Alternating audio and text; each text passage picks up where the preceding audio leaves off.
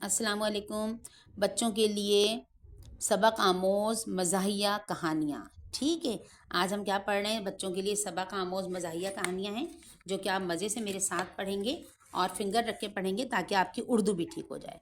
आज हमारी कहानी का उन्वान क्या है? हर रोज़ ईद किस तरह मुमकिन है। चलिए आज हम ये कहानी पढ़ते हैं, बड़ी मज़ेदार। एक दिन जब मुल्ला नसीरुद्दीन कौन है? जो मज़ाहिया और इस्लाही कहानियाँ लिखते हैं।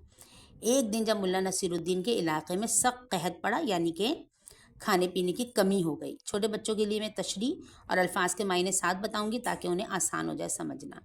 सख्त कहत पड़ा यानी कि खाने पीने की कमी हो गई, इसलिए मुल्ला किसी दूसरे गांव गए। वहां उन्होंने देखा कि यहाँ तो ज़बरदस्त जश्न मनाया जा रहा है, एक बहुत बड़ी दावत भी हो रही है। अच्छा, मुल्ला को भी दावत दी गई। उन्होंने कबूल कर ली और मेज़बानों से कहा, बेशक आप लोग बेहद खुशकिस्मत हैं। मेज़बानों ने कहा, नहीं जनाब, हम लोग साल भर सख्त मेहनत करते हैं और जो बचाते हैं इससे हर साल ऐसा जश्न मनाते हैं। मुल्ला ने ठंडा सांस लिया। अगर हर रोज़ ऐसा जश्न बर्पा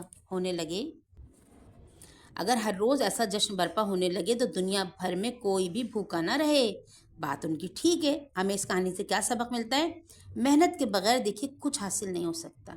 इंसान की हर ज़रूरत मेहनत ही से पूरी होती है। तो हमें क्या करना चाहिए? हमें मेहनत से दिल नहीं चुराना चाहिए और हर चीज़ में मेहनत करनी चाहिए।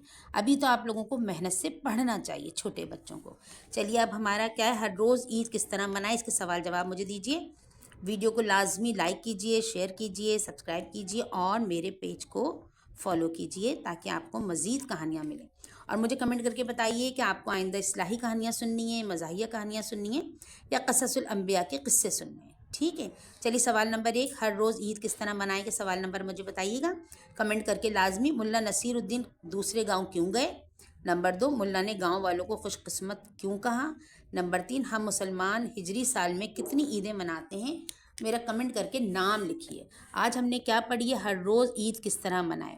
वालिदैन से गुजारिश है कि अपने बच्चों को ये पेज ज़रूर दिखाइए ताकि उन्हें इस्लाही और मज़ाहिया और क़ससुल अंबिया की कहानियाँ सुनने को मिलें।